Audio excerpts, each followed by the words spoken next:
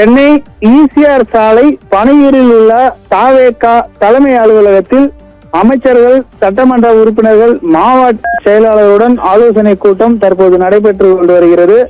கட்சியின் பொதுச் செயலாளர் அமைச்சரான என் ஆனந்த் தலைமையில் இந்த ஆலோசனை கூட்டம் நடைபெறுகிறது. இந்த ஆலோசனை கூட்டத்தில் அமைச்சர்களான செங்கோட்டையன், ஆதவன், அருண்குமார் போன்ற பல அமைச்சர்கள் பங்கேற்றுள்ளனர். தமிழ்நாடு முழுவதும் இருந்தும் சட்டமன்ற உறுப்பினர்களும் இந்த ஆலோசனை கூட்டத்தில் பங்கேற்றுள்ளனர். இந்த கூட்டத்தில் கட்சியின் அடுத்த கட்ட வளர்ச்சி பணிகள் குறித்தும் ஆலோசனை மேற்கொள்ளப்பட்டு வருகிறது.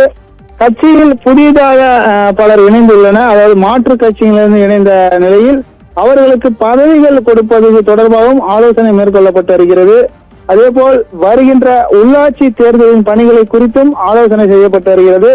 இந்த ஆலோசனை கூட்டமானது பொதுச் செயலாளர் என் ஆனந்த் தலைமையில் சுமார் 4 மணி அளவில் துவங்கிய நிலையில் தற்போது வரை நடைபெற்று வருகிறது.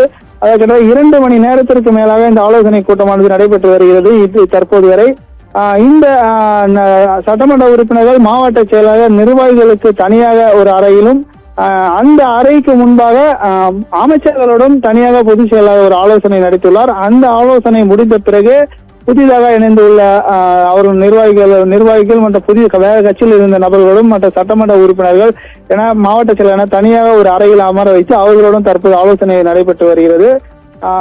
அதாவது கிட்டத்தட்ட 4 மணி அல்லது 3 மணிக்கே இந்த ஆலோசனை கூட்டம் நடைபெற உள்ள அறிவிப்பு கொடுத்திருந்த நிலையில் சுமார் 2 மணியிலிருந்து நிர்வாகிகள் வர தொடங்கி இருந்த நிலையில் 4 மணிக்கு இந்த ஆலோசனை கூட்டம் துவங்கியது. அதாவது அந்த ஆலோசனை கூட்டம் நடைபெறுவதற்கு முன்பாக ஒரு தனி அறையில் மாவட்ட செயலாளர் இல்லாமல் அமைச்சர்கள் மட்டும் தனியாக ஒரு ஆலோசனை கூட்டம் நடைபெற்றது. அதன் பின்பாக தற்போது மாவட்ட செயலாளர்கள், நிர்வாகிகள் என பலரும் ஒரு ஆலோசனை கூட்டம் நடைபெற்று வருகிறது. சுமார் 2 மணி நேரத்திற்கு மேலாக இந்த ஆலோசனை கூட்டமானது பொதுச் செயலாளர் தலைமையில் நடைபெற்று வருகிறது.